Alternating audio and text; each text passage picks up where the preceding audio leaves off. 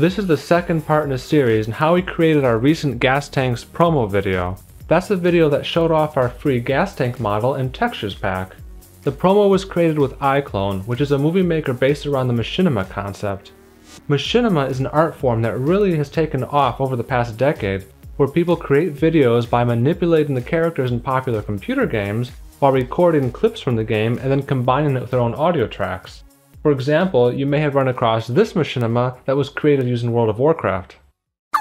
The internet is really, really great. For porn. I got a fast connection so I don't have to wait. For porn. Huh?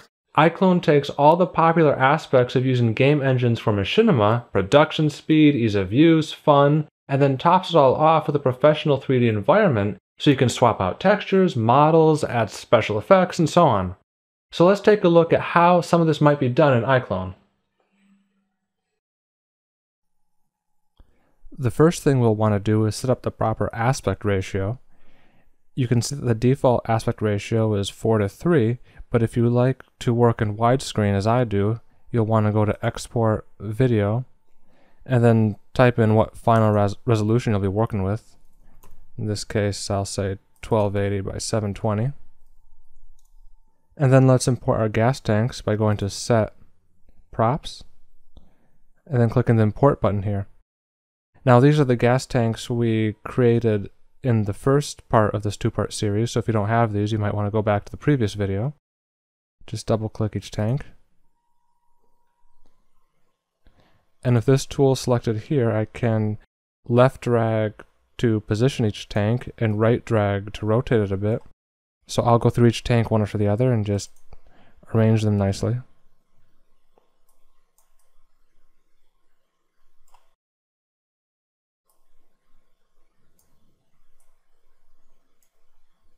And now let's think about what kind of background we want.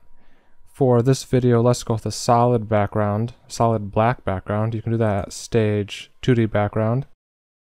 Now, at first, it doesn't look like clicking these colors is doing anything. And that's because you have to uncheck this active box here. And then you can select your black color. Let's take a quick look at the preview quality.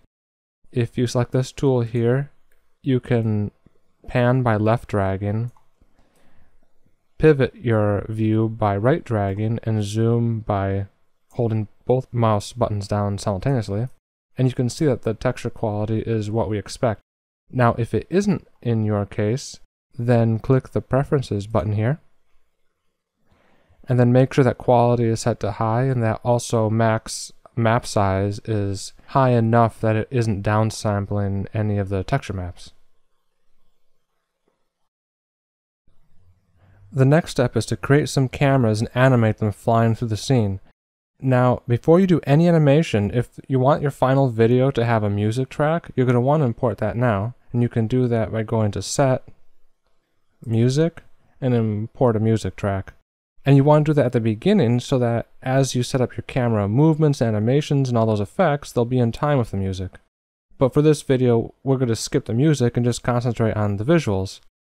So let's start by adding a camera. You can see here we've been using the preview camera the whole time, which is great for checking out our scene, but it won't affect the final result in any way.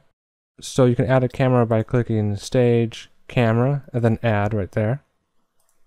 And you can see we're now looking through camera 1. And again, with this tool selected, the way to move the camera is the same trick that we discussed before. You can pan with left dragging, you can pivot with right dragging, and you can zoom by dragging both buttons together. So with the playhead at the beginning, let's position the camera how we want the video to start. Let's say something like that. And then we can drag it forward a bunch of seconds. I dragged it about 10 seconds forward. And now I can position the camera somewhere else. And this will automatically create a keyframe. And if we play through that, we can see that now the camera is automatically moving between those two positions. And it'll get to the end there, and then it'll stop. So we can drag it even farther forward. and create another keyframe.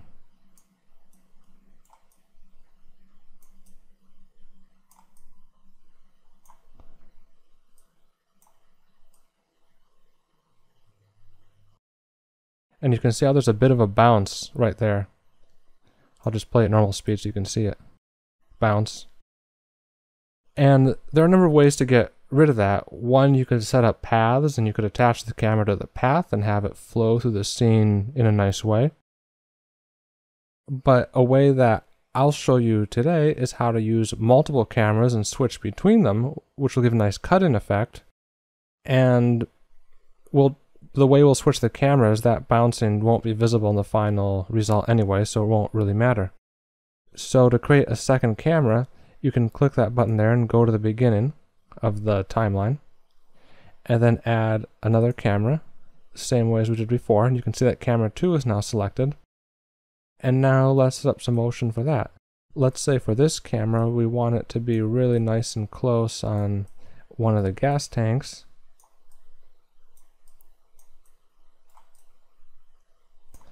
Like that. And maybe we want it to slowly pan down the tank, so I'll move the playhead to around there. And I'll pan down to the bottom there.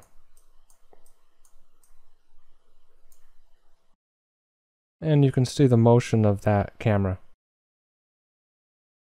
So finally we want to switch between the cameras, and you can do that by clicking this button here. This opens up the timeline where you can see all the keyframes that we've created. For example, if you click there, go to camera 1, you can click transform, and you can see the various keyframes for various positions in the animation. Actually, I'm looking at camera 2 there, so that wasn't very helpful, but if I go to camera 1, you can see the various keyframe positions as we had set them up, so you can move them, you can change them. But in this case, we want to add a camera switcher. Click that button again, open up camera switch, click the switcher button so that you can actually see the track. Go back to the beginning, and then right click here, and you want it to start with camera 1. And then I'm going to drag that to the beginning to make sure it's right at the beginning. And now we can just play through our animation. Actually, I'm going to zoom that out a bit so it's a little easier to see. So I'll play through the animation and decide when I want to switch between the cameras. I think that might be a good position to switch. So I right clicked, I'll do camera list, then camera 2. And now we're looking through camera 2. And here I'll switch back to camera 1, again right clicking.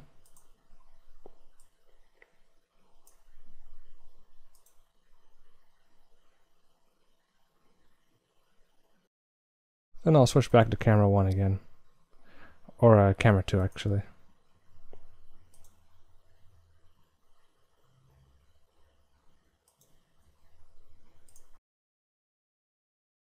So here let's check out the whole animation as we set it up.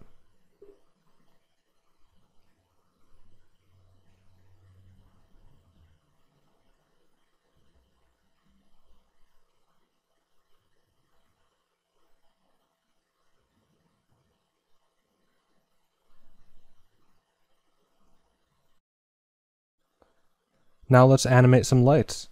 If you go to the scene manager and open up the directional light area there, you can see there are already 4 lights in the scene, but only 1 is active.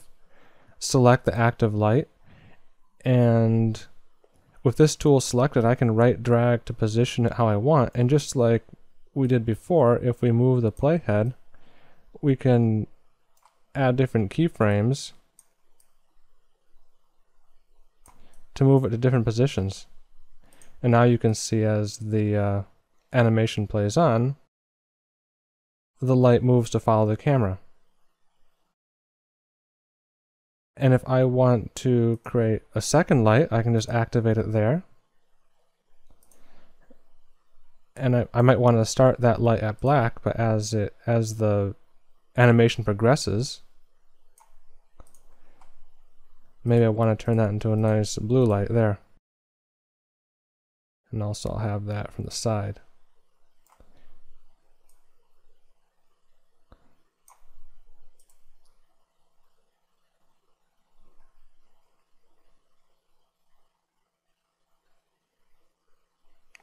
So you can see how we have a second light that's moving and changing colors. And basically I'll continue in that manner, adding in more and more keyframes to wiggle the lights around in various ways.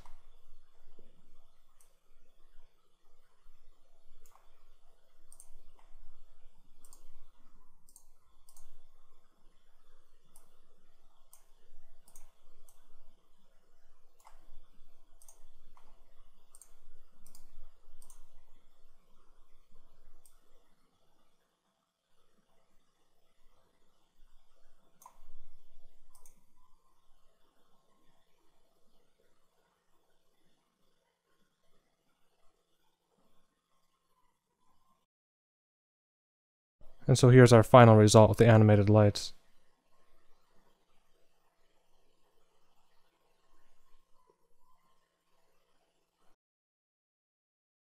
So if you think back to the original gas tanks video, you'll notice that during some scenes there's this floating text that's kind of behind the gas tanks and it's moving a little bit. It looks slightly three-dimensional in the way it's at an angle, and it's a very simple effect, but it's a very neat effect, I think. So I'm going to show you how that type of thing is created. Go to Set, Props, and under 3D Blocks, just create a plain box. I'm going to just scale that down a little bit so we can see it. And I'm hovering that with the mouse wheel. And under Material, I'm just loading in a JPEG that was created in a standard drawing application that has a black background with some text on it. And I'll position that into the box using the offset and tiling values.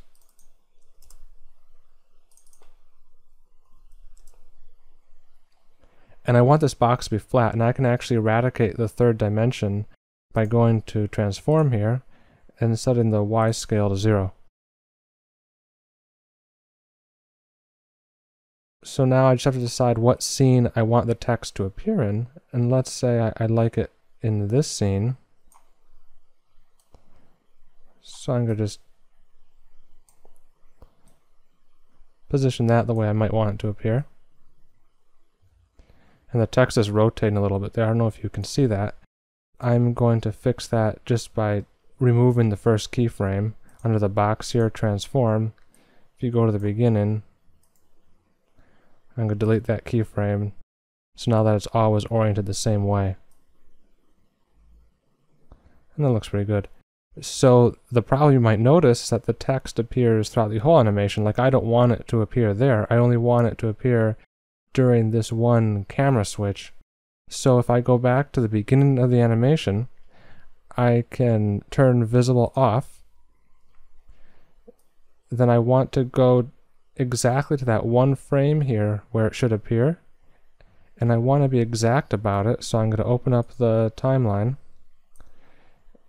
I'm going to open up the camera switch so that I can see exactly when that transition is, and also I'll zoom in a bunch so I can just select that one frame. So I'll select that frame, and for the box I'll open up its visible timeline here. So I'll just click in there and I'll set visible to on. So now you can see it's become visible. I'm going to play forward. Now I'll pause right there.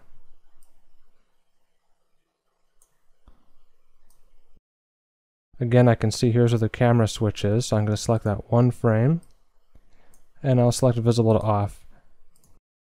And now if we play through it, we'll see that the text only appears where we want it to appear. And now the only thing that remains is to export our video. You can go to Export here, Video, set up whatever format you want, and finally click Export to render it as the final high quality video. And that concludes our two-part tutorial. I hope it's been helpful.